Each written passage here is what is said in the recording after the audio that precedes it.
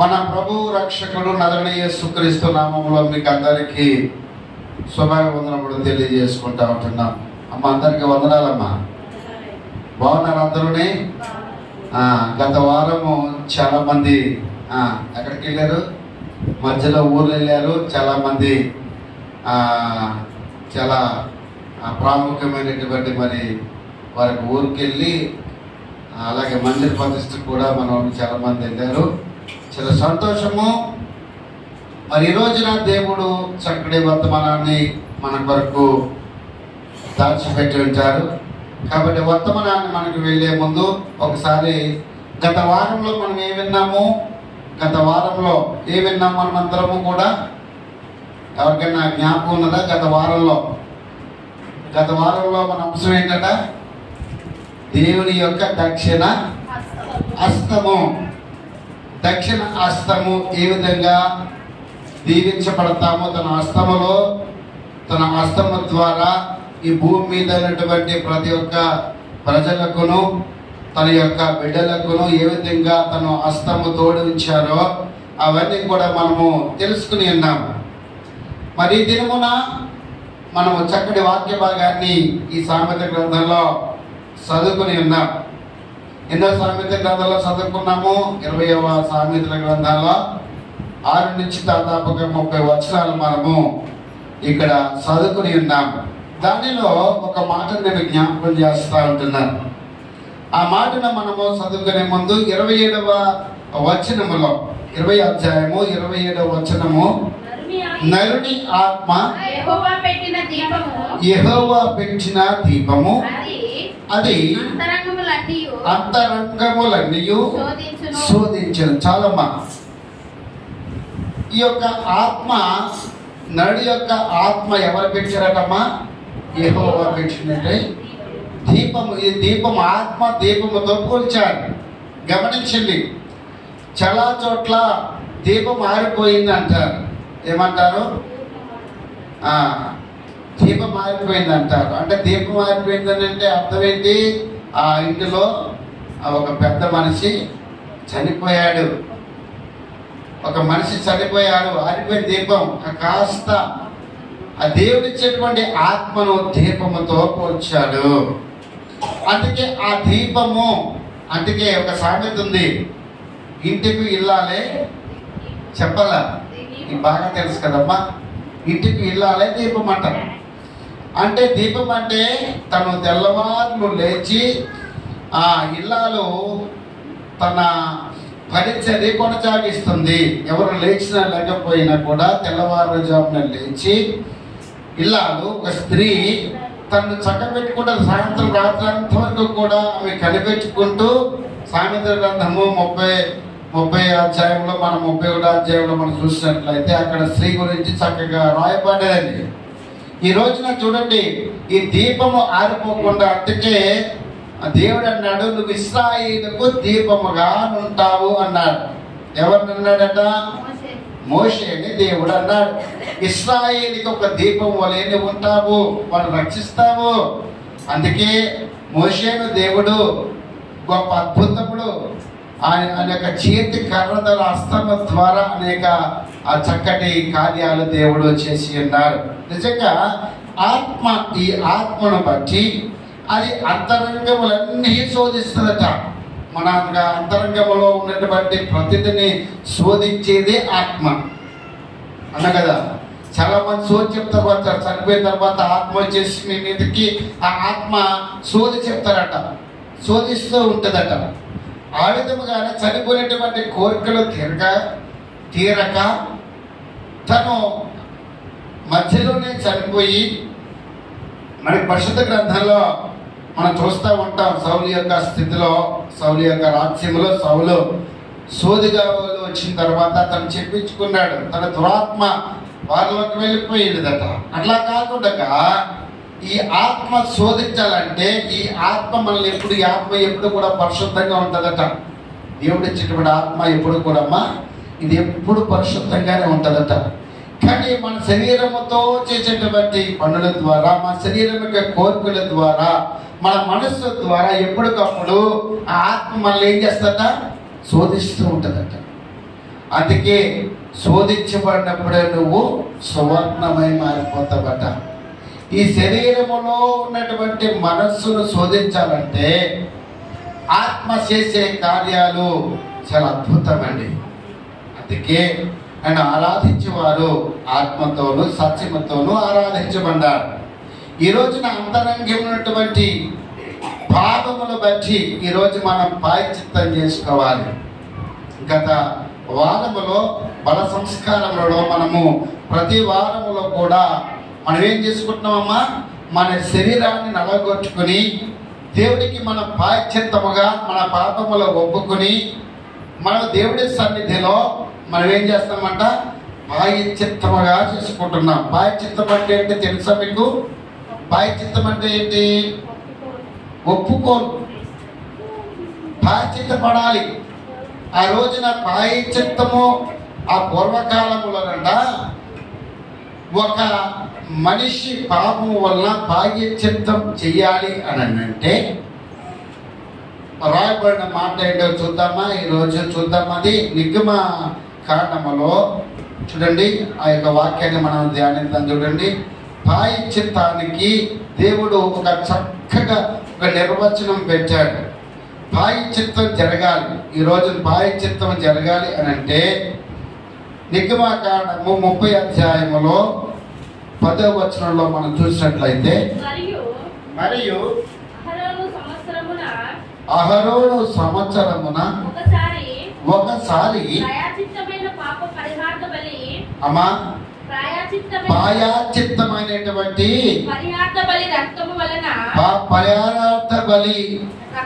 రక్తము వలన దాని కొమ్ముల నిమిత్తము ప్రాయశ్చిత్తము చేయవలెను. చూడండి, ఇక్కడ సంవత్సరానికి ఒక్కసారి, ఎక్కడమ్మా సంవత్సరానికి ఒక్కసారి అట ప్రాయశ్చిత్తం చేయాలట. దేని నిమిత్తము అని అంటే పాప పదార్థ బలి, పాపానికి నిమిత్తము ప్రాయశ్చిత్తం చేయాలి. ఆ రోజుల్లో అలా చేసేవారు. 12వ వచనం కూడా మనం ఒకసారి చూడండి, 30 అధ్యాయము 12వ వచనంలో కూడా చూసినట్లయితే, నీవు లెక్కింపవలెను, వారు లెక్కించబడిన వేలకు ప్రతివాడు యెహోవాకు తన ప్రాణ పరిక్రయ దానమును నిచ్చుకొనవలెను. అలాగ చేసిన ఎడల వారికి లెక్కించినప్పుడు వారిలో ఏ తెగులు పుట్టదు అని అంటున్నాడు. అలా లెక్కించినప్పుడు ఏ తెగులు కూడా వారిలో పుట్టదట. అంటే ప్రాయశ్చిత్తము జరిగించాలి, ఖచ్చితంగా జరిగించాలట. ప్రాయశ్చిత్తం జరిగించాలి. 16వ వచనంలో కూడా ఒక్కసారి మీరు చూడండి. ఒకసారి, నీవు ఇశ్రాయేలు యొద్ద నుండి ప్రాయశ్చిత్తమైనటువంటి బిడ్డని తీసుకుని ప్రత్యక్ష గుడారం యొక్క సేవ నిమిత్తము దానిని నియమింపవలెను. మీకు ప్రాయశ్చిత్తము కలుగునట్లు అది యెహోవా సన్నిధిని ఇశ్రాయేలులకు జ్ఞాపకార్థముగా ఉండును. దేవునికి ప్రజలకు మధ్య జ్ఞాపకార్థ గుర్తుగా ఒకటి ఉన్నది. అదేంటి అంటే పాప పరిహారార్థ బలి, ప్రాయశ్చిత్తమైనటువంటి బలి, ప్రాయశ్చిత్తమైనటువంటి బలి కావాలి. ఈ రోజున ఎవరు కావాలి బలి? ఎవరు అవ్వాలి బలి దేవునికి? ఈరోజు చెబుతున్న మాట, దేనికి ప్రాయశ్చిత్తము? మనిషి యొక్క నడవడికను బట్టి, మనిషి యొక్క పరిస్థితులను బట్టి ఈ రోజున అటువంటి క్రమములు ఉన్నటువంటి ఈ మోషే అహరోనుల యొక్క మరి వారి యొక్క సంతతిలో తన కుమారులు అందరూ కూడా చనిపోయిన తర్వాత దేవుడు మోషేతోటి ఇలాగ ఆజ్ఞాపించాడు. ఇలా ఏమని ఆజ్ఞాపించాడో తెలుసా? నిర్గమకాండము చూద్దామా? అదే నిర్గమకాండము 1వ అధ్యాయములో, నిర్గమకాండములో 1వ అధ్యాయములో మనము కొన్ని మాటలు అక్కడ చూద్దాము.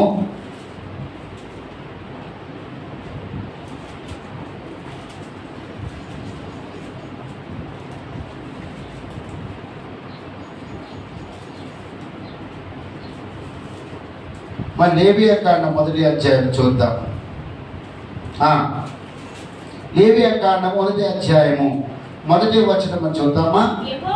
యెహోవా మోషేకు పిలిచి ప్రత్యక్ష గుడారములో నుండి అతనికి సెలవిచ్చాడు, నీవు ఇశ్రాయేలులో ఇట్లనము, మీలో ఎవరైనాను యెహోవాకు బలి అర్పించినప్పుడు గోవుల మందలో నుండి, గొర్రెల మందలో నుండి గాని మేకల మందలో నుండి గాని దానిని తీసుకుని రావాలి. అతడు దహన బలి రూపముగా అర్పించినది గోవిరులైన ఎడల నిర్దోషమైన మగదాన్ని తీసుకుని రావాలను.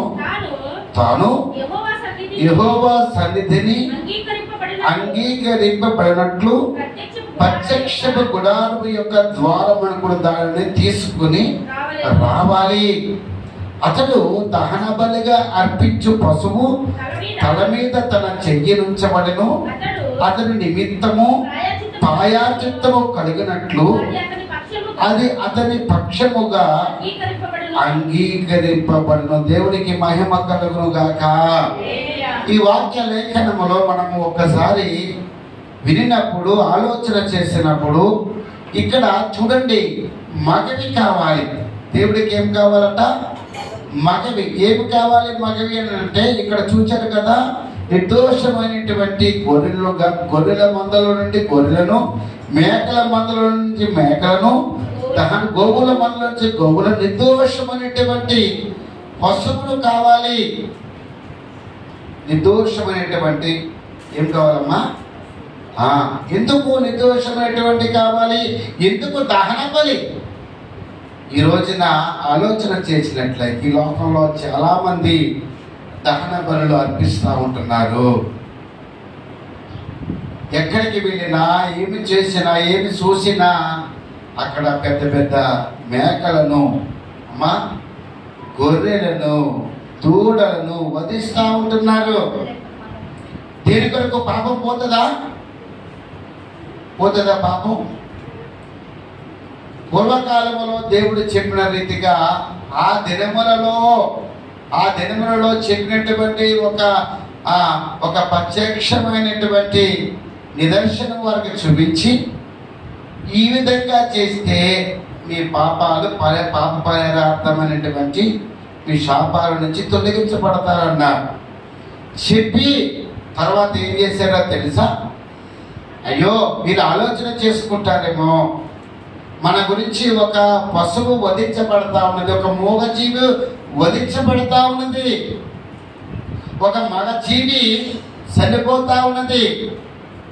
ఒక ఆడజీవి పుట్టాలి అంటే ఒక మగజీవి ఖచ్చితంగా ఉండాలి. ఈ మగ ఆడ కలయికలో బిడ్డలు పుడతారు, అవునా కదా?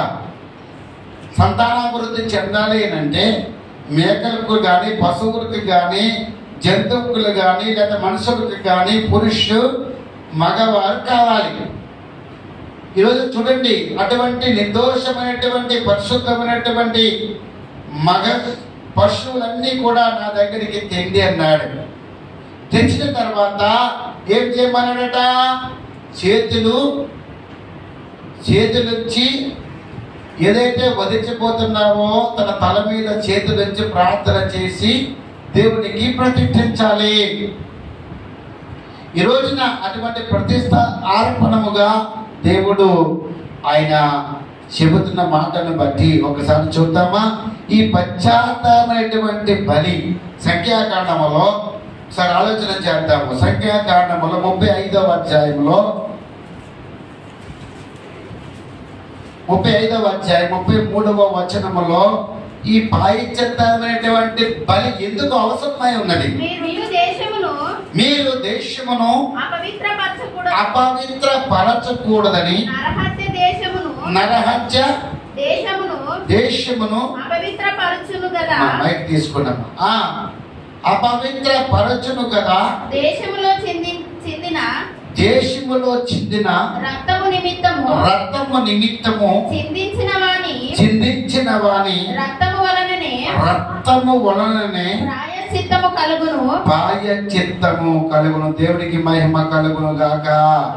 హల్లెలూయా, హల్లెలూయా. ఇక్కడ మాటకి అర్థం ఒక్కసారి మీరు ఆలోచన చేయండి. ఈ మాటకు ఒక్కసారి మీరు ఆలోచన చేసినట్లయితే, మీరుండు దేశములో అపవిత్రపరచకూడదట. మన ఉండే దేశములో గ్రామము కావచ్చు, పట్టణము కావచ్చు, పల్లె కావచ్చు, మన కుటుంబమే కావచ్చు, మన సంఘమే కావచ్చు, మీరుండు దేశములో స్థలములో అపవిత్రపరచకూడదు. ఆ రోజు చెబుతుంటాడు ఇశ్రాయేలు ప్రజలకు దేవుడు చెబుతున్న మాట, అపవిత్రపరచకూడదట. నరహత్య దేశంలో అపవిత్రపరచును కదా. నరహత్య చేయటం వలన ఏదైతే హత్య చేస్తున్నారో దేనైనా కూడా ఒక నరహత్య మహాపాపము కదా. ధర్మశాస్త్రము ప్రకారంగా నరహత్య చేయుట చాలా పాపం పట్టండి. నరహత్య చేయకూడదు నీకు తెలుసు కదా అని క్వశ్చన్ మార్క్ వేస్తూ, దేశములోని చిందించిన రక్తము నిమిత్తము, దేశములో మన పాపానికి ప్రాయశ్చిత్తముగా అక్కడ చెబుతున్న మాటను ఒక మగ జీవిని, పశువుని వధించమన్నాడు. అయ్యో ఆ మగ జీవి చనిపోతే, అయ్యో మన కొరకు మన మూగ జీవి చనిపోతున్నట్టు ఆలోచన చేసుకుంటామేమోనని దేవుడు ఆలోచన చేశాడేమో. మనం ఆలోచన చేసుకోవాలి కదమ్మా. అందుకే అంటున్నాడు, చిందించినటువంటి రక్తము, అర్థమైతే దేశంలో చిందించిన రక్తము నిమిత్తము చిందించిన వాడి రక్తము వలనే ప్రాయశ్చిత్తము కలుగునని కలుగును గాక. మరి దేని వలన కలగదట? ఎవరైతే రక్తము చిందించాలో వారి రక్తము ద్వారానే, వాని రక్తము ద్వారానే ఇక్కడ విమోచన కలుగుతుందట, ప్రాయశ్చిత్తం కలుగుతుందట. మరి ఇక్కడేం చెప్తున్నాడు? ఇక్కడేమి చెప్తున్నాడు? నిర్మాకాండములో మనము ఇంకా చదువుకున్నాము కదా, అది కంటిన్యూ చేద్దామా? చూడండి. నిర్మాకాండములో మనం చదువుకున్నటువంటి మాటలను ఒకసారి చూద్దామా. లేవియకాండం, నిర్మాకాండము కాదు, లేవియకాండములో మనం చదువుకున్నటువంటి 1వ అధ్యాయము 5వ వచనంలో ఒకసారి చూద్దామా. అతడు యెహోవా సన్నిధి ఆ కోడె దూడను వధించిన తర్వాత యాజకులైన అహరోను కుమారులు దాని రక్తమును తెచ్చి ప్రత్యక్ష గుడారమును ఎదుటనున్న బలిపీఠము చుట్టూ ఆ రక్తమును ప్రోక్షింపవలెను.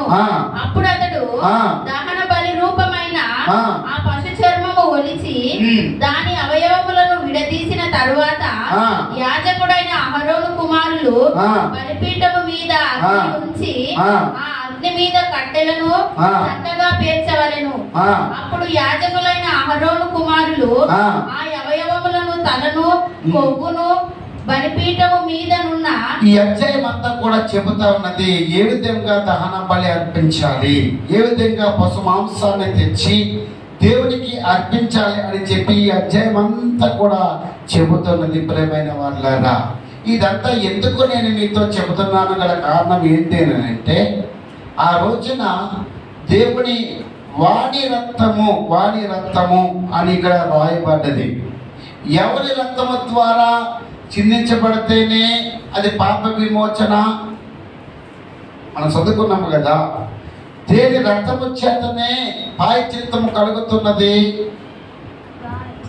ఈ రోజున మనం చూసినట్లయితే 16వ అధ్యాయములో చూడండి, 16వ అధ్యాయము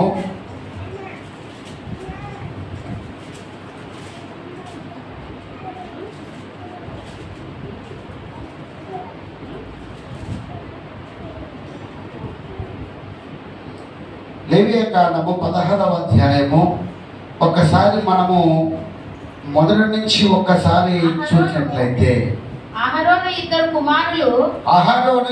కుమారులు యెహోవా సన్నిధికి సమీపించి చనిపోయిన తర్వాత అక్కడేమో లేవియకాండ 1వ అధ్యాయంలో తన కుమారుని పిలిచి దేవునికి పశుమాంస బలి ఏ విధంగా అర్పించాలని చెప్పినప్పుడు అక్కడ దుర్మార్గముగా వారు చేసేటువంటి అగత్యాన్ని బట్టి వారు చనిపోయారు.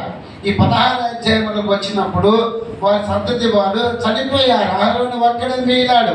అహరోను యాజకత్వం ఏ విధంగా చెయ్యాలి అని మోషేకు దేవుడు ఆజ్ఞాపించాడు. ఏమని ఆజ్ఞాపించాడు అంటే, అహరోను 2 కుమారులు యెహోవా దృష్టికి సమీపించి చనిపోయిన తర్వాత యెహోవా మోషేతో మాట్లాడి ఇట్లా అన్నాడు. ఏమన్నాడట?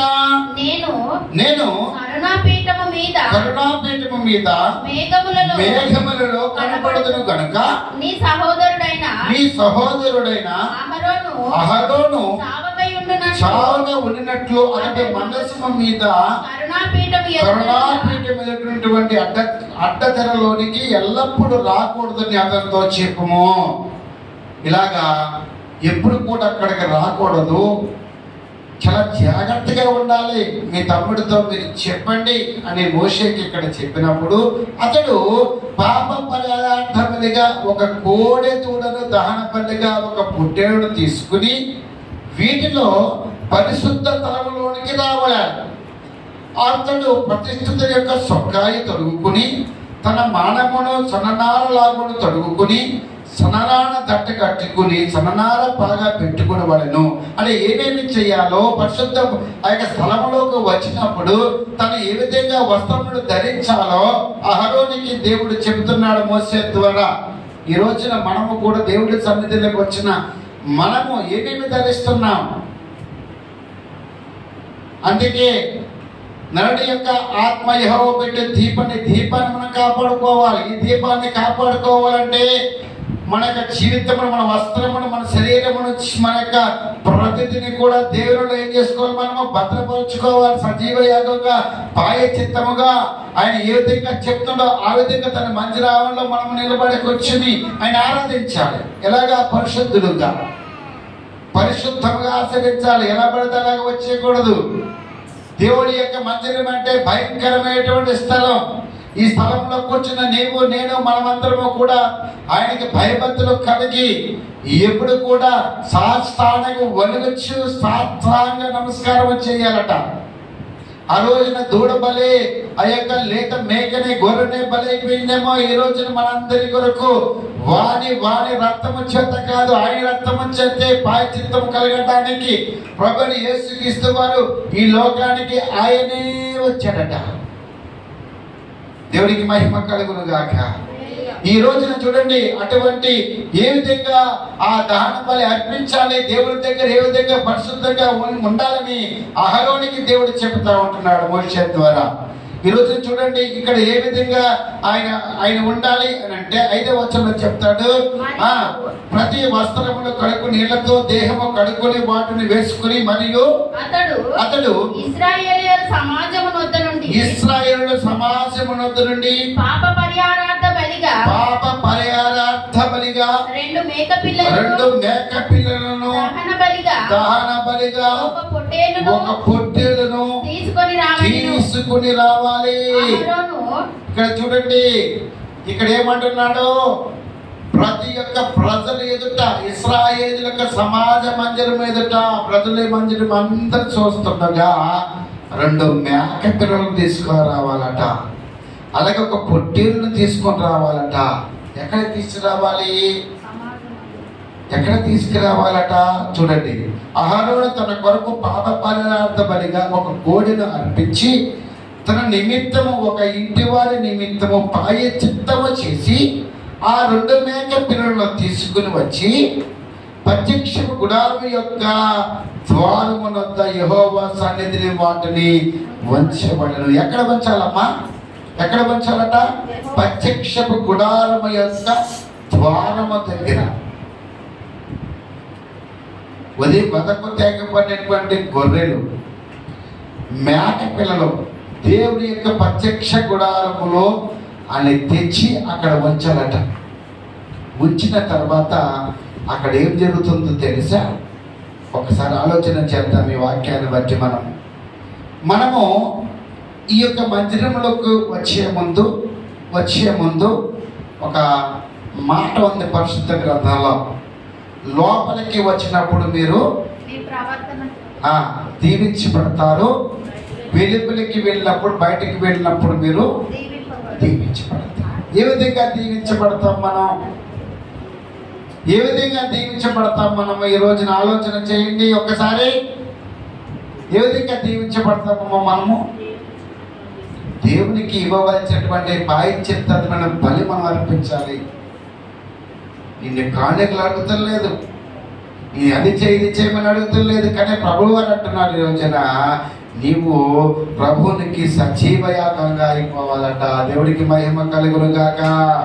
హల్లెలూయా, హల్లెలూయా. అక్కడ 2 మేక పిల్లలను తీసుకొచ్చారట.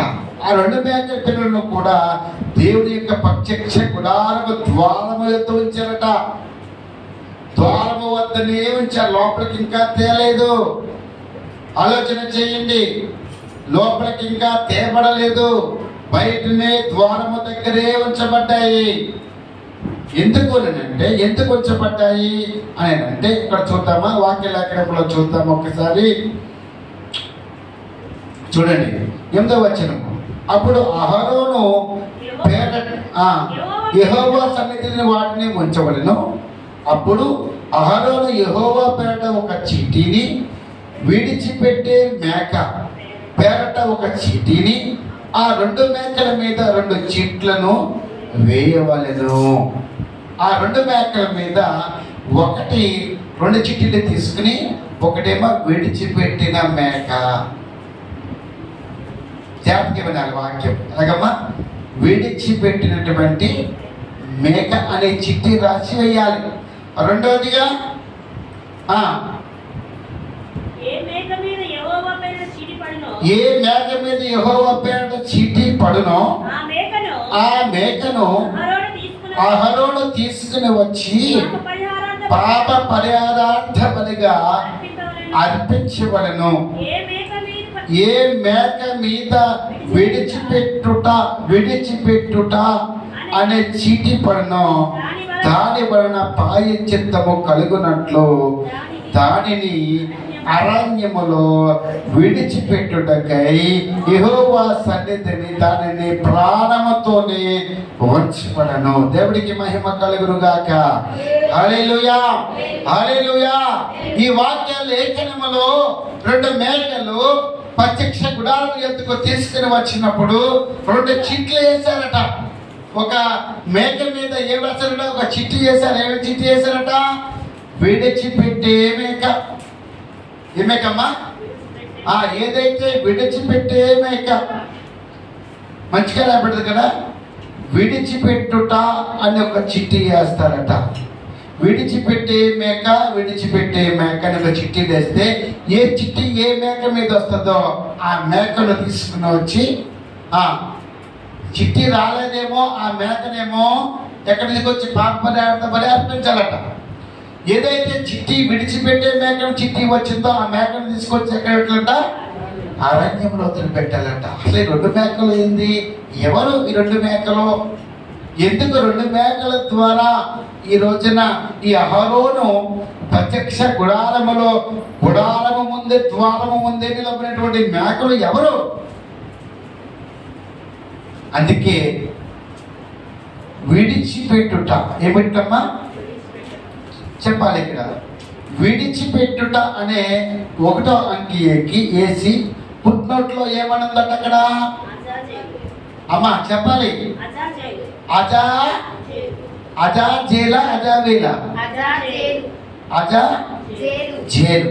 అజాజేలు అనే మాటకి అర్థం ఏంటంటే విడిచిపెట్టుట. ఆ మేక పేరు ఏం పేరమ్మా? విడిచిపెట్టే మేక. ఒక మేక ఏమో ప్రాయశ్చిత్త బలి అయిపోయింది దేవునికి ప్రత్యక్ష గుడారములో. ఆ యేసు ఎవరు? ఈ 2 మేకలు ఎవరు అంటే సాక్షాత్తు ప్రభువైన యేసుక్రీస్తు వారు. దేవుడికి మహిమ కలుగును గాక. హల్లెలూయా, హల్లెలూయా. అందుకే ఆయన ఎలాగొచ్చింది లోకానికి? ఎలాగొచ్చినట్టు ఆయన లోక పాపములు మోసుకునే దేవుని యొక్క గొర్రెపిల్లగా వచ్చారు. ఐగుప్తు ప్రజలు ఐగుప్తు యొక్క సంహార దూత సంహరించబడటానికి ఆ మేకపిల్ల యొక్క రక్తమే పక్షించబడ్డది కాబట్టి వారి సంహార్దత దాటి వెళ్ళిపోయింది, పాపము దాటి వెళ్ళిపోయింది, శాపము దాటి వెళ్ళిపోయింది, ప్రతి ఒక్క క్షేత్రభూములు దాటి వెళ్ళిపోయాయి, అన్ని విడిచిపెట్టబడ్డా. ఎవరి ద్వారా అంటే ఈ మేక రక్తము ద్వారా. దేవుడికి మహిమ కలుగును గాక. హల్లెలూయా, హల్లెలూయా. రెండో మేక ఎక్కడికి వెళ్ళింది, కానీ ఎక్కడ విడిచిపెట్టాలి అని అంటే వాక్య లేఖనంలో చెబుతా ఉన్నది కదా. ఏమని చెబుతా ఉన్నది 10వ వచనంలో? ఏ మేక మీద విడిచిపెట్టే చిట్టి పడునో దాని వలన ప్రాయశ్చిత్తము కలిగినట్లుగా దానిని అరణ్యములో విడిచిపెట్టుటకే యెహోవా సన్నిధిని దాన్ని ప్రాణముతోనే ఉంచాలట, ప్రాణముతోనే ఉంచవలెను. అప్పుడు అహరోను పాప పరిహారార్థబలియగు ఆ కోడిని తీసుకుని వచ్చి తన నిమిత్తము, తన ఇంటి వారి నిమిత్తము ప్రాయశ్చిత్తము చేసుకోవలెను. ఎవరెవరి నిమిత్తమో? తన ఇంటి వారి నిమిత్తము. పాపము చేశారు కుమారులు, తన కుమారులు పాపము చేసి దేవునికి దోషులైపోయారు. దేవుని యొక్క సన్నిధిలో దేవుని కూడా ఆ అహరోను కూడా హతము చేయటానికి, అహరోను కూడా చనిపోవటానికి వీలు లేకుండగా, అందుకే మోషేతో చెప్తాడు, నీ తమ్ముడైనటువంటి వారిని తీసుకుని వచ్చి దేవుడి సన్నిధిలో ఏ విధంగా ఉండాలి, ఏ విధంగా చేయాలని చెప్పి ఆ మోషేకి దేవుడు ఆయన ప్రత్యక్షమైన వాక్కు ఇచ్చినప్పుడు వణుకుతూ, గజగజ వణుకుతూ తన కాళ్ళు కడుక్కొని తన వస్త్రాలు శుద్ధి చేసుకుని దేవుడి యొక్క ఆవరణలోకి వచ్చాడండి. దేవుడికి మహిమ కలుగును గాక. మనము కూడా పవిత్రులుగా ఉండాలి. ఆ యొక్క మేకే పవిత్రులుగా, పరిశుద్ధంగా ఆ మేకే ఉంటుంది. మనం ఇంకెంత పరిశుద్ధంగా ఉండాలమ్మా? ఆ మేకనే దేవుడు పరిశుద్ధమైనటువంటి మేకను, పరిశుద్ధమైనటువంటి మచ్చ, కలకము, డాగు లేనటువంటి మేకనే తీసుకురమ్మన్నాడు. మరి మనమే లోపలికి వచ్చేస్తున్నాము. అది ద్వారం దగ్గర నిలబడ్డది మేక, మనమైతే ద్వారం లోపలికే వచ్చాము. కానీ దేవుడు మనల్ని ఎంతగా ప్రేమించాడో తెలుసా? ఎంతగా మనల్ని ప్రేమించాడో తెలుసామా? నిన్ను నన్ను అంటే నా ప్రాణాన్ని ఇవ్వటానికి కూడా లెక్క చేయకుండా మన అంతగా ప్రేమించాడు. దేవుడికి మహిమ కలుగును గాక. తన ప్రాణమే మనకి అర్పించాడమ్మా, తన ప్రాణమే మనకి అర్పించాడు. ఇక్కడ చూద్దామా, చూద్దాం. ఇక్కడ అదే 16వ అధ్యాయంలో 20వ వచనం ఒకసారి చూద్దామా. అతడు పరిశుద్ధ స్థలమునకును ప్రత్యక్ష గుడారమునకును బలిపీఠమునకును ప్రాయశ్చిత్తము చేసి సాలించిన తరువాత ఆ సజీవమైన మేకను దగ్గరికి తీసుకుని రావలెను. అప్పుడు అహరోను సజీవమైన ఆ మేక తల మీద తన 2 చేతులుంచి ఇశ్రాయేలీయుల పాపములన్నీ అనగా వారి దోషములన్నీ, వారి అధికములన్నీ దాని మీద ఒప్పుకుని ఆ మేక తల మీద వాడిని మోపి తగిన మనుషుని చేత అరణ్యములోనికి దాన్ని పంపవలెను. దేవుడికి మహిమ కలుగును గాక. ఎందుకు ఈ మేక అరణ్యములోకి పంపబడుతున్నది, గడ్డబడుతున్నది, అరణ్యంలోకి నెట్టబడుతున్నది అని అంటే గల కారణం ఇక్కడ చెబుతా ఉన్నది. ఇక్కడ అహరోను సజీవమైనటువంటి మేక మీద తన తల మీద చెయ్యలుంచి ఏ విధంగా తల ఉంచాలట? 2 చేతులు ఆ యొక్క మేక మీద తల మీద ఆ యొక్క చేతులిచ్చినప్పుడు ఏమని మాట్లాడాలట? ఇశ్రాయేలు యొక్క పాపములన్నిటిని అనగా వారి యొక్క దోషములన్నిటిని, వారి యొక్క అతిక్రమములన్నిటిని దాని మీద ఒప్పుకోవాలి. దేవుడికి మహిమ కలుగును గాక. తన ప్రతిక్రమణలు, తన పాపములు, దోషములన్నీ కూడా ఎవరి మీద ఏమంటున్నాడు? ఆయన నా మేక మీద ఏమంటున్నాడు? అవి ఒప్పుకున్నప్పుడు, వేసినప్పుడు, ఆ మేక మీద వేసినప్పుడు అది భరిస్తుంది మేక. అంటే ఆ భరించే మేక, విడిచిపెట్టే మేక, భరించే మేక అంటే అవునా కదా? ఇవన్నీ వేసిన తర్వాత, ఒప్పుకున్న తర్వాత ఆ మేకను ఒక మనుష్యుని చేత అరణ్యములోకి పంపబడతా ఉన్నదట. ఎంత విచిత్రమో! అరణ్యములోకి పంపబడతా ఉన్నదట. మత్తయి సువార్తలో ఒకసారి మనం చూద్దామా? అలాగండి మత్తయి సువార్త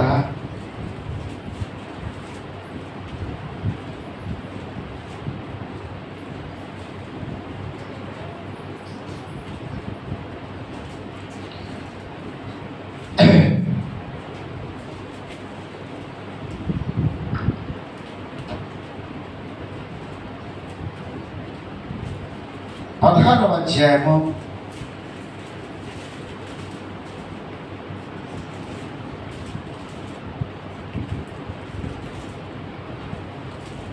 4వ అధ్యాయము 1వ వచనం. అప్పుడు యేసు అపవాది చేత శోధించబడి ఆత్మ వలన అరణ్యములోనికి కొనుపోబడును. దేవుడికి మహిమ కలుగును గాక. హల్లెలూయా. అప్పుడు యేసు అపవాది అనే ఇక్కడ ఏముందటమ్మా? సాతాను చేత శోధించబడ్డకు ఆత్మన అరణ్యములోనికి కొనుపడబడాడట. 40 రాత్రి పగళ్ళు అక్కడ శోధించబడ్డాడట.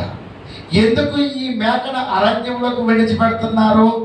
ఇశ్రాయేలు యొక్క పాపములు, అతిక్రమములు, వారు చేసిన దోషములు ఎందుకు దాని మీద వేయమంటారంటే భరిస్తుందని. అందుకే యేసుక్రీస్తు ప్రభుల వారు తన యొక్క 3.5 సంవత్సరములకి ముందు సేవ చేసే సమయంలో ముందుగా ఆయన అరణ్యములోకి కొనుపోబడ్డాడు. ఈ మేక ఏ విధంగా అరణ్యములోకి కొనుపోబడ్డదో యేసుక్రీస్తు వారు కూడా అరణ్యంలోకి కొనుపోబడ్డాడు. ఎందుకు అని అంటే ఆయన చేయబోయేటువంటి ముందున్నటువంటి కాలములో అపవాది మనల్ని బానిసలుగా చేయకుండా, అపవాది మనల్ని బంధించకుండా, శోధన, వేదన, బాధన, దోషములు, అతిక్రమములు అన్ని కూడా తన మీద వేసుకోవటానికి 40 రోజులు రాత్రి పగలు ఆయన ఉపవాసములు ఉన్నారట. దేవుడికి మహిమ కలుగును గాక.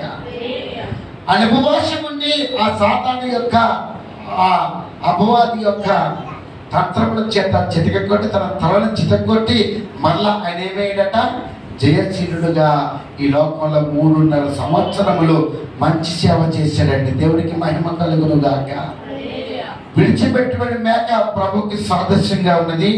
అక్కడ వధించబడినటువంటి మేక ప్రభువుకి సాదృశ్యంగా ఉంది. ఈ రోజున మనందరి కొరకు ఆయన వదక తెలుగుబడి గొర్రె వలె, మేక వలె ఆయన అంటారు కదా. యెషయా గ్రంథాల్లో మనం అంటారు కదా, మనము గొర్రెల వలె త్రోవ తప్పిపోయేవారుగా ఉంటున్నామట.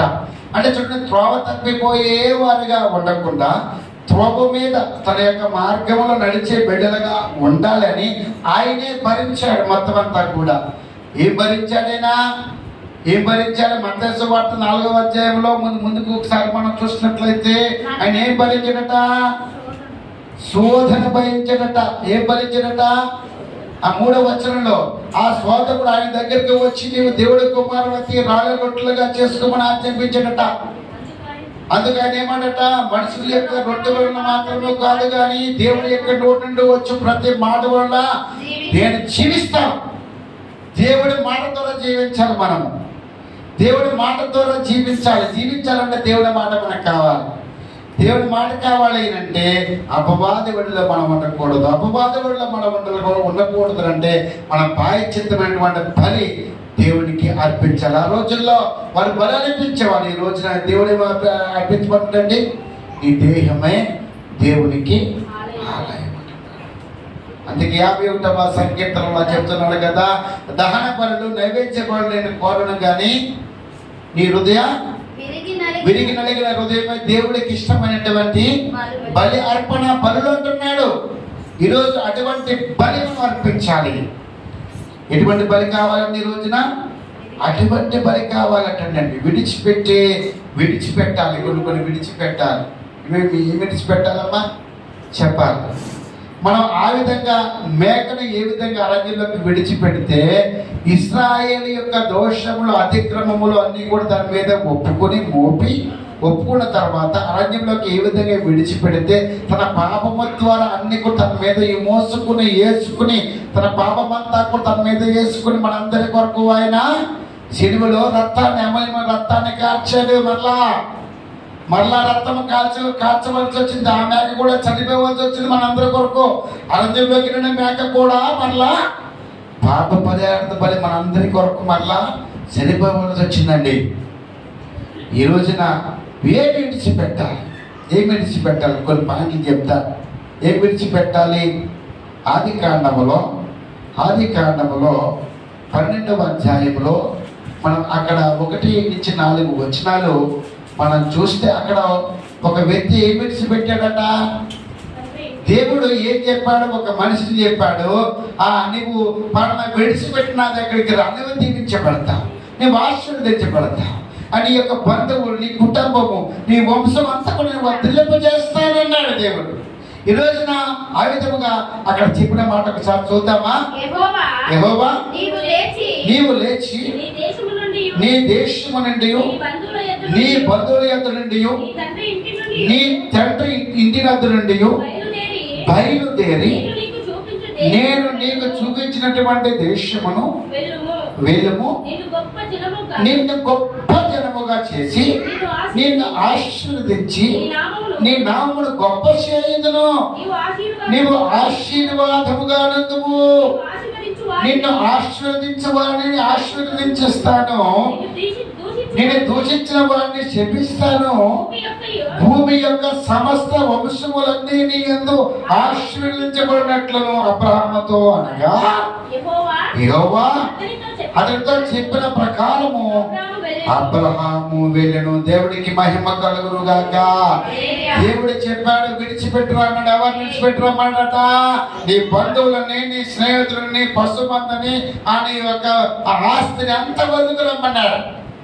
కానీ అబ్రహాం ఏం చేశాడు? వదులుకుని దేవుడు చెప్పిన మాటను బట్టి అన్ని వెనక ముందు చూసుకోలేదండి. అయ్యో నాకు ఇది పోతే రేపు పొద్దున్న నాకేంటి అనొచ్చిన ఆలోచన లేదు. విడిచిపెట్టేశాడు. విడిచిపెట్టేయటంతో దేవుడు మాట విన్నాడు కాబట్టి, విడిచిపెట్టాడు కాబట్టి దేవుడు అన్నాడు, నీ యొక్క వంశము ఇసుక వేణి వంటి ఆకాశ నక్షత్రముల వాళ్ళ కంటే విస్తరింపజేస్తాను. వాతావరణం నెరవేర్చబడదా లేదా అమ్మా? నెరవేర్చబడదా లేదా? దేవుడికి మహిమ కలుగును గాక. ఈ రోజున విడిచిపెట్టడం వల్ల మనకేంటి? మొదటిగా ఆశీర్వాదం ఏంటమ్మా? దీవించబడతాం. చెప్పాలరా? దీవించబడతాం, ఆశీర్వదించబడతాం. విడిచిపెట్టాలి, కొన్ని విడిచిపెట్టాలి. రోజు మీరు ఉదయం సాయంకాలం విడిచిపెడుతున్నారు కొన్ని, మళ్ళీ వెనక్కి చూసుకుంటున్నారా? చూసుకో. కొన్ని విడిచిపెడుతున్నాం. విడిచిపెట్టినంతే, విడిచిపెట్టిన మళ్ళీ వెనక్కి చూసుకోకూడదంట. అలాగే మన పాపాలు కూడా విడిచిపెట్టినప్పుడు మళ్ళా పాప యూబిలోకి వెళ్ళి మళ్ళా మనము దాన్ని వెనక్కి రాకూడదట. అందుకే యెహోషువ గ్రంథంలో 5వ అధ్యాయం 8వ వచనంలో ఒకసారి చూద్దామా? యెహోషువ గ్రంథము 5వ అధ్యాయము 9వ వచనం అనుకుంటా. చదువుకున్నామా తొందరగా?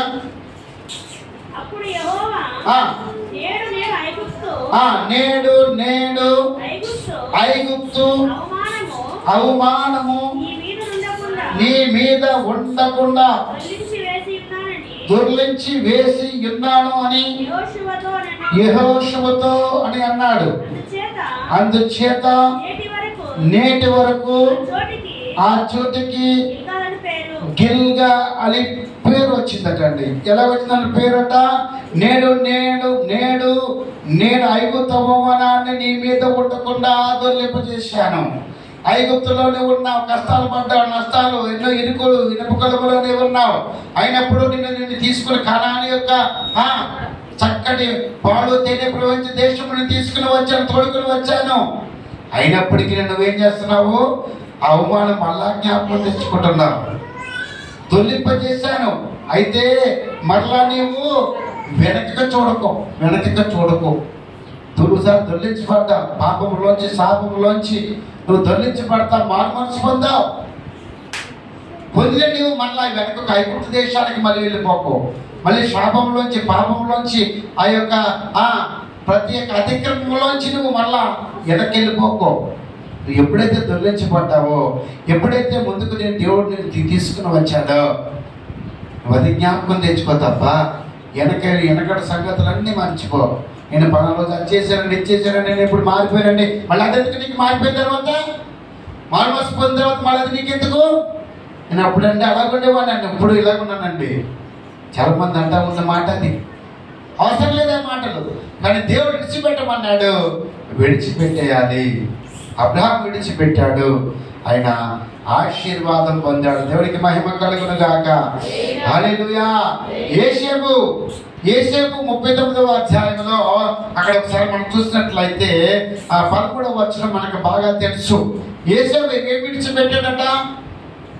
యోసేపు తన అన్నదమ్ములందరూ కూడా మనకు ఆ కథ తెలుసు కదా. అతడు తన వస్త్రములను తప్పించుకొని పోవుట ఆమె చూచినప్పుడు తన ఇంటి మనుషులను పిలిచి చూడుడి. 10వ వచనం నుంచి అక్కడ ఒకసారి మనము 8-9 వచనాలు ఒకసారి మనం చూసుకున్నట్లయితే చదివినట్లయితే చూడండి, అక్కడ ఒక మాటను మనం ఒకసారి ఆలోచన చేద్దాం. అక్కడ యోసేపు అక్కడ ఏం చేశాడట? తన అన్నదమ్ముళ్ళు విడిచి ఒక గోతులు వేసినప్పుడు అక్కడ ఎవరటండి? ఐగుప్తీలో వాళ్ళు వచ్చి కొనుక్కుని వాళ్ళని తీసుకెళ్ళిన తర్వాత అక్కడ ఫరో యొక్క రాజ్యంలో వాళ్ళు ఏమన్నాడట? ఒక బానిసగా ఉన్నాడు.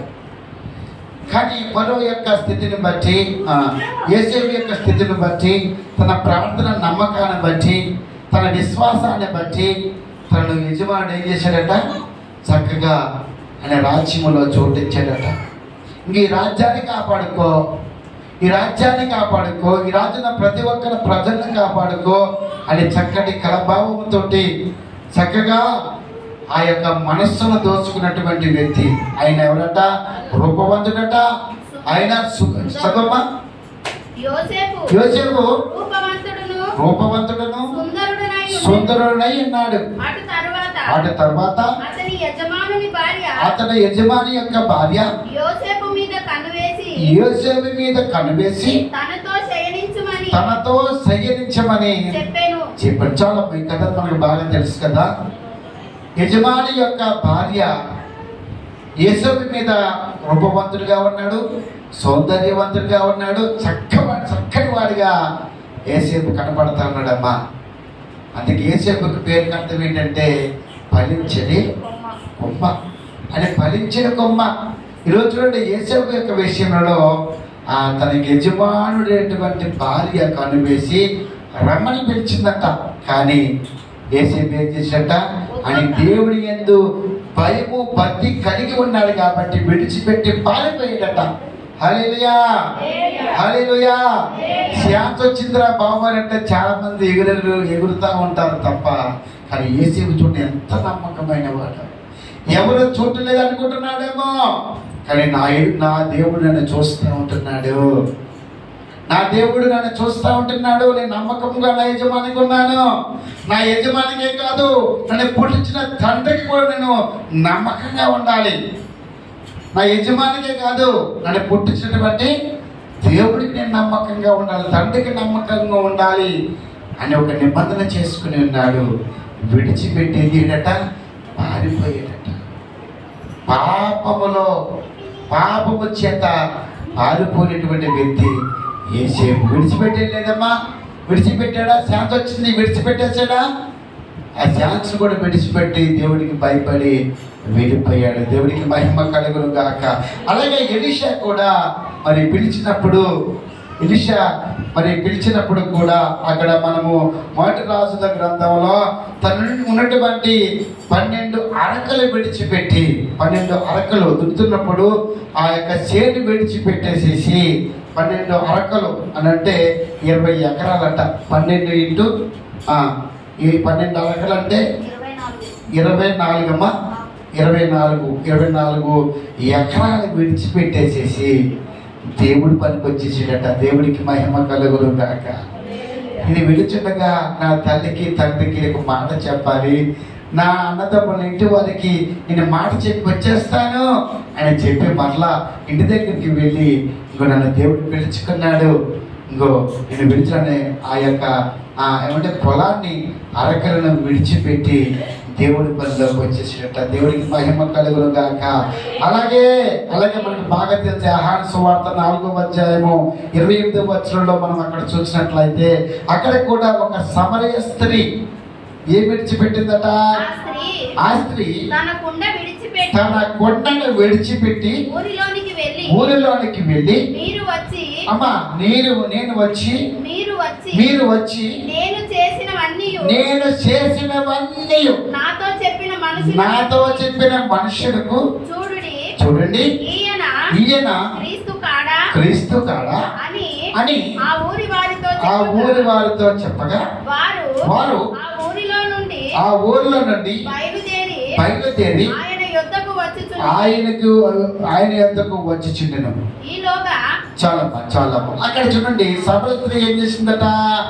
తన కొండను విడిచిపెట్టింది. ఏం చెప్పాడు ప్రభు వారు? ఏం చెప్పాడు ప్రభు వారు?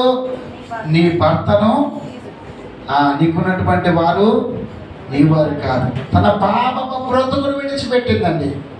తన కొండను విడిచిపెట్టింది, తన భర్తను విడిచిపెట్టింది, పాపపు జీవితాన్ని విడిచిపెట్టి దేవుని వెంబడించింది. దేవునికి మహిమ కలుగును గాక. ఈ రోజున విడిచిపెడితేనే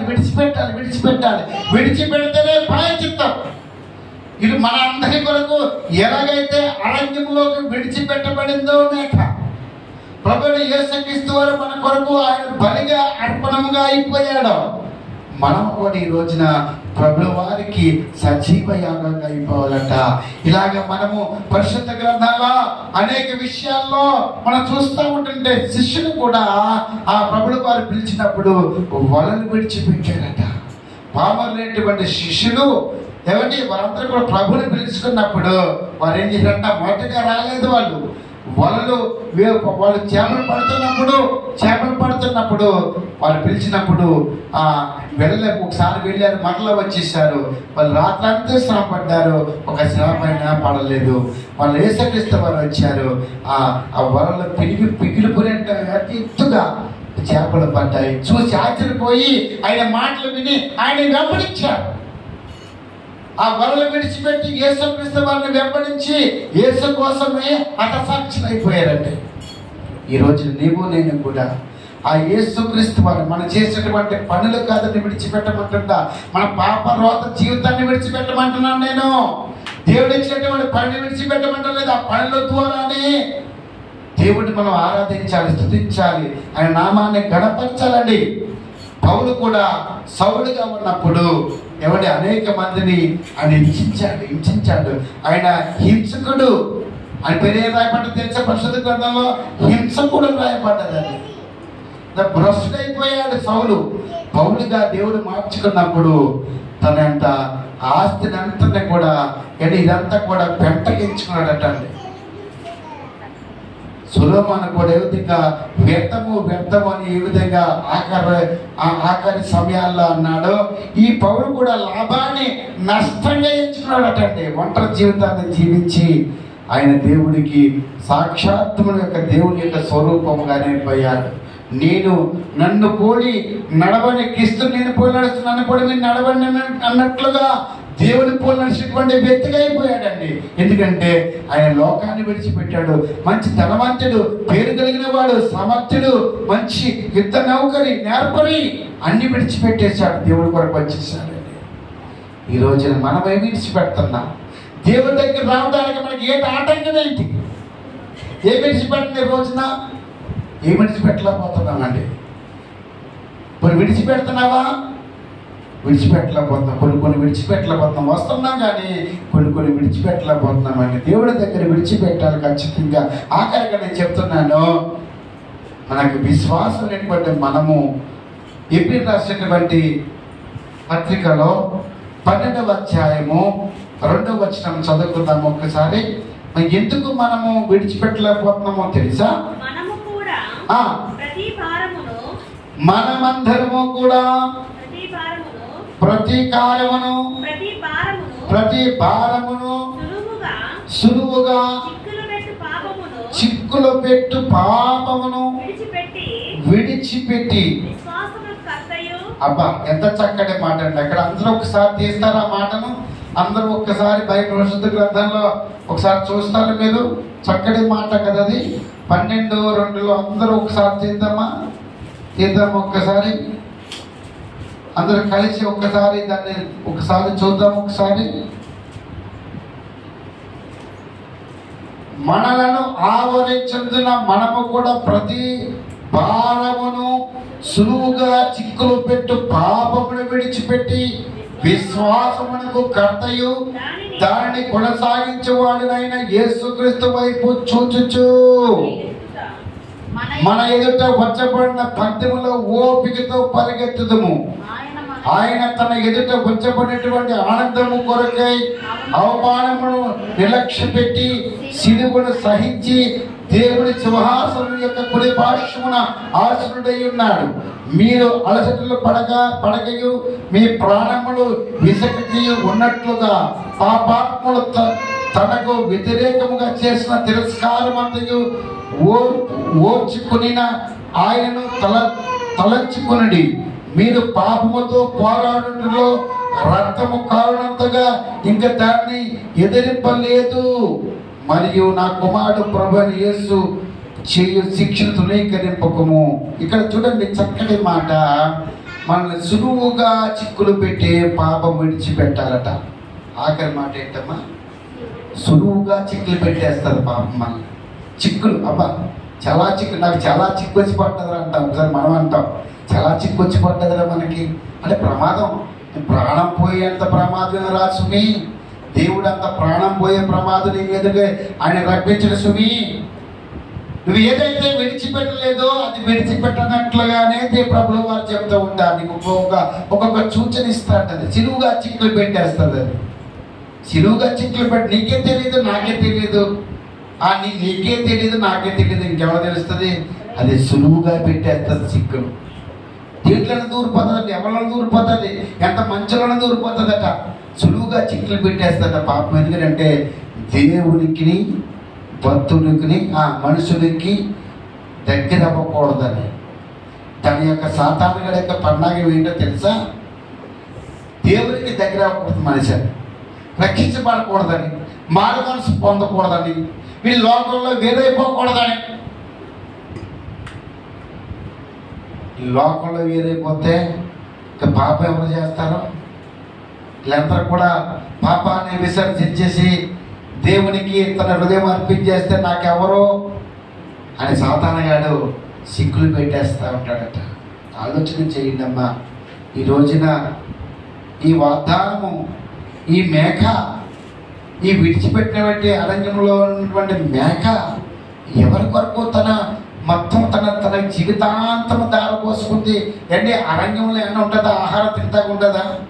కానీ ఇంటికాడ కట్టిపడేస్తే ఏదో మేక గడ్డ ఏదో రబ్బాయి వేస్తావు. కానీ అడవులు విడిచిపెట్టి మేకకి అమ్మా ఎవరైనా పెడతాడా? అడవులో ఏముంటుందో, పులు ఉంటుందో, కోడేలు ఉంటుందో, అమ్మా ఏ తినేస్తాయో మేకను. అయినప్పటికీ దేవుడికి అర్పితమైపోయింది ఆ మేక. ఎవరి కొరకు? ఎవరి కొరకు అంటే మనందరి కొరకు. దేవుడికి మహిమ కలుగును గాక. హల్లెలూయా, హల్లెలూయా, హల్లెలూయా. అందుకే రోమా రాసిన పత్రిక ఒకసారి చూద్దామా? ఆ రోమిలు రాసిన పత్రిక 5వ అధ్యాయం 9వ వచనం చూద్దామమ్మా. ఆ రక్తము మనల్ని ఎక్కడి నుంచి రక్షిస్తుంది?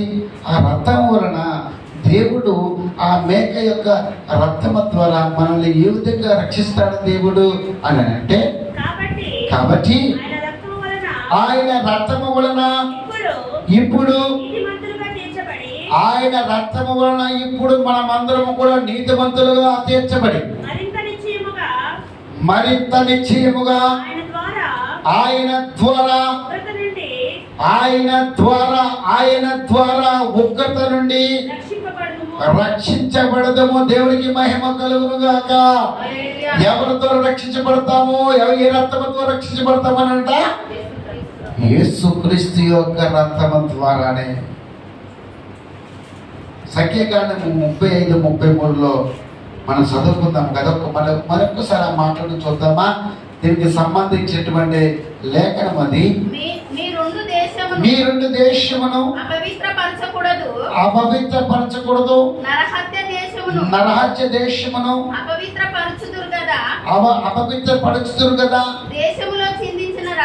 దేశములో చిందించినటువంటి రక్తము నిమిత్తము చిందించిన వాని రక్తము వలన ప్రాయచిత్తము కలుగును గాని మరి దేని వలన మరి దేని ఎవడి వలన కూడా ప్రాయశ్చిత్తము లేదట.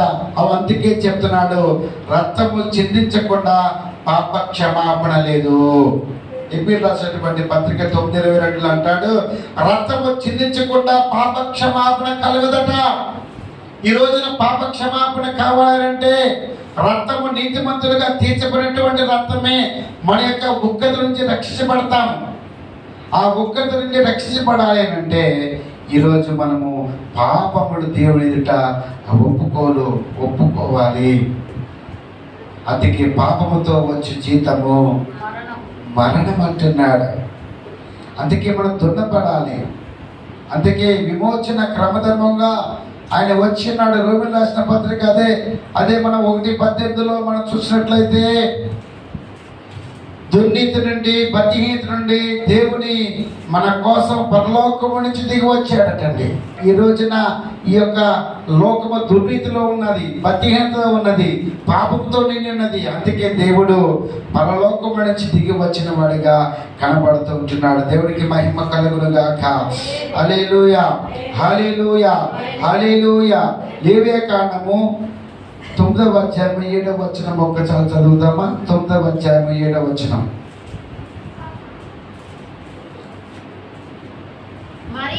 మరియు మోషే అహరోనుతో ఇట్లనెను. మోషే అహరోనుతో ఇట్లన్నాడు, నీవు బలిపీఠము నొద్దకు వెళ్ళి పాప పరిహారార్థ బలిని దహన బలిని అర్పించి నీ నిమిత్తమును ప్రజల నిమిత్తమును ప్రాయశ్చిత్తము చేసి ప్రజల కొరకు అర్పణములు చేసి యెహోవా ఆజ్ఞాపించినట్లు వారి నిమిత్తము చాలా దేవుడు చెప్పినట్లుగా ప్రాయశ్చిత్తము చేయాలి. మోషే ఏ విధంగా అహరోనుకు చెప్పాడో ప్రాయశ్చిత్తము చెయ్యాలి. ఈ రోజున కూడా మనందరి కొరకు ప్రాయశ్చిత్తం అయిపోయాట. ఎబ్రిల్ రాసిన పత్రిక 5:2 కూడా ఒకసారి మనం చూసినట్లయితే 5వ అధ్యాయం 2వ వచనంలో ఆఖరిగా చూసుకున్నట్లయితే అక్కడ చూద్దామా? తాను కూడా బలహీనత చేత ఆవరింపబడినందున అతడు ఏమీ తెలియని వారి ఎడలను త్రోవ తప్పిన వారి ఎడలను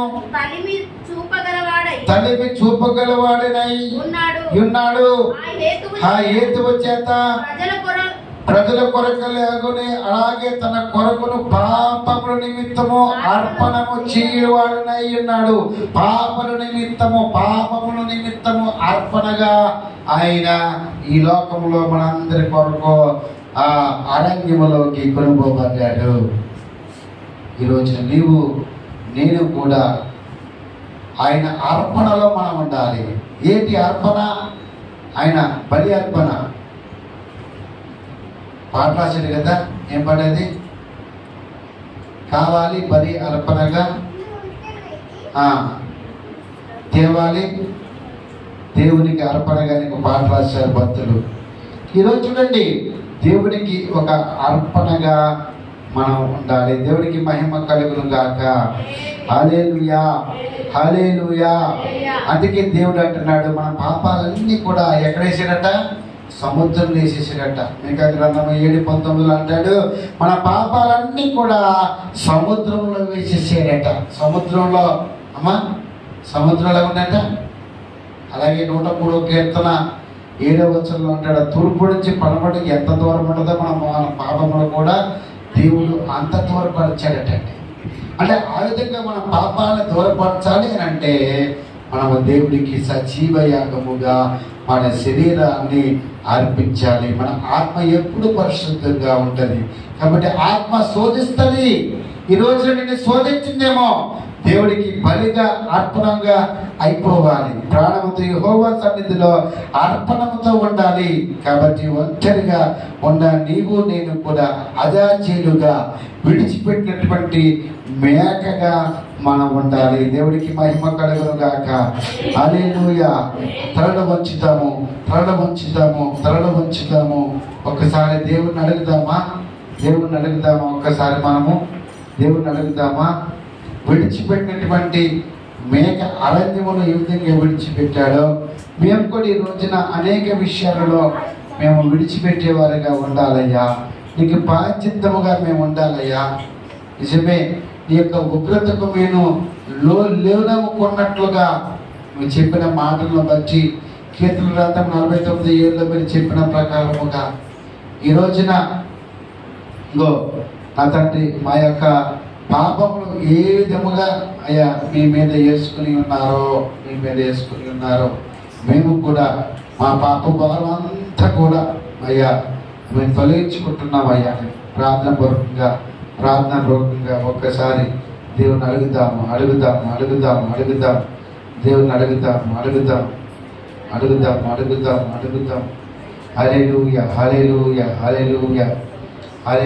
హల్లెలూయా. నీకే